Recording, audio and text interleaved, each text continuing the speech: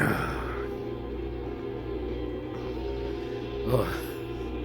Hey everybody, it's Friday, July 5th, 2024, and I went to see Maxxine today right after work, and like I asked to leave 15 minutes early because I asked to leave at 3:45 because the movie, well, the trailer started at 4, but it literally took like 4 minutes to get to the theater. So I had a little time. I could have stayed probably till 4, or even maybe like 4:05 and still made the movie. Anyway, Maxxine was awesome. I loved it. I had high hopes for it, and it met those high hopes. It's just like when X came out, like I was okay. Jenna Ortega's in this, and it's like Chainsaw Massacre, and it was really good. I need to watch it again. Then Pearl came out, and that was good. I've seen it like once.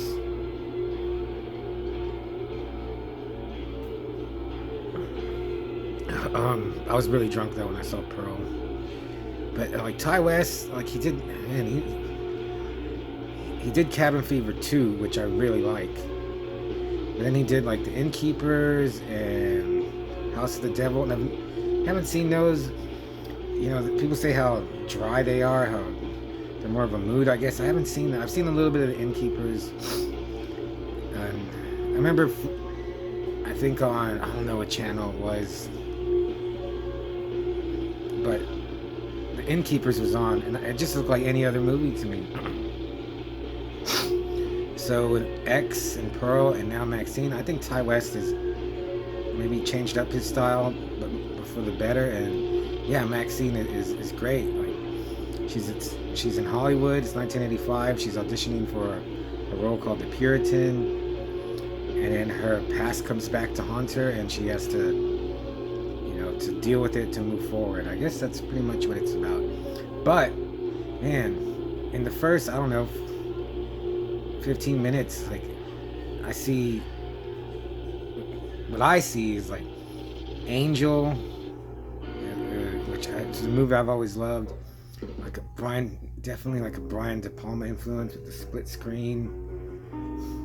Argento with the slasher element, and yeah, it was just, and none of it seemed too heavy-handed or forced, or maybe it was, but I just like it so much that I accepted it.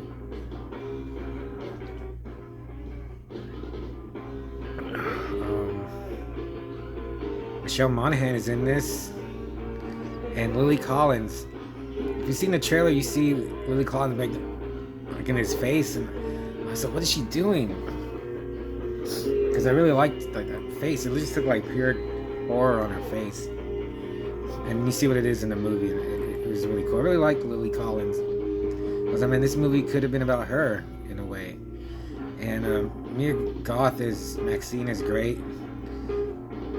As I was watching, I was like, Maxxine doesn't really say much. Like, she just always seems to be, when things start rolling, she just seems to be on edge. Well, because she'll get like chased by a bad guy, and then she has to talk to like her boss like immediately after, and she's really good at like,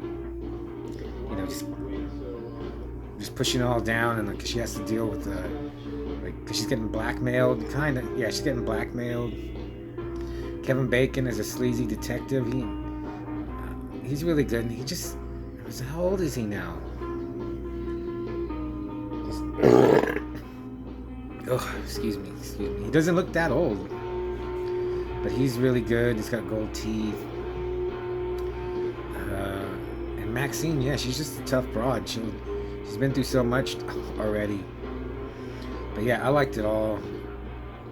Maybe like when you find out who the villain is, I was okay. It's fine. It's not great. It's not like, it's no like John Doe or Joker, or who else is a good villain? Green Goblin. It's not him. or I can't think. Or like it's nothing like it's not. There's nothing supernatural, but just like a good villain. I'm trying to think of one. Like I always think, or Silence of the Lambs. Anyway, I don't want to spoil it, but it kind of it goes into a gunfight at the end. I was well, this is cool, but that's not what I was expecting. But it was cool. And then there was a point at the end where I was like, oh my god, please don't let it end like this, because this is gonna. It won't. Well, I was gonna say it could ruin the movie, but it wouldn't have ruined it. But it would have been weak.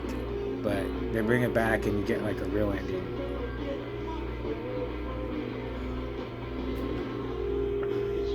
Good gore. There's some graphic stuff, like the first real bit of violence that comes from Maxxine. I was like, whoa, this is. Or as I was watching it, I was like, this is the kind of movie Rob Zombie. I always pick on Rob Zombie because he's rich and famous, and he's a terrible writer and a terrible. Well, he's okay at making like the visual part, but he is a terrible writer. This is like, if he was a good writer, maybe he could do something like this. But leave it to someone like Ty West. And then there's a part just where Maxxine, you just see her like in a parking lot, and I was like, it just looks good. Like, it doesn't look like the 80s, but you get the vibe. There's a video store her friend works at, and he's a good character. I mean, you don't get enough of him. Giancarlo Esposito is in this. Like, he's in Abigail, and I never saw Breaking Bad, and then he's like everywhere. And this, he's more like just a good guy, and he just seems more natural than what I've usually seen him in. Like in Abigail, he's like a badass dude. In this, he's just a regular guy and with the wig on. So that was cool. Really, anything bad about it? I can't think anything. It just ticks all the right boxes for me. Mia Goth, I really like. I didn't know who she was for X, and then she's gonna be in Blade, the new Blade movie. So yeah, I give right now in the afterglow of seeing Maxxine, I'd give it a 4 out of. What's going on over here? I'll give Maxxine a 4 out of 5. There were people. I went to the 4 o'clock show and there were people in there. It was in one of the smaller theaters. But yeah, oh yeah, definitely. If you get half a chance, check it out in the theater. And let me know what you think. Email me or leave a comment or write me a letter. I don't know what else to say without just revealing stuff or spoiling it. So and I'm really glad I saw it today. I got to see it opening day. I was so tired. Well, yeah, I wasn't super tired, but I was tired. I was like, I could go tomorrow, and I was like, no, do it today, because you're gonna wake up and you're gonna be like, man, I should have went to see it yesterday, and I did. So yeah, Maxxine, I loved it.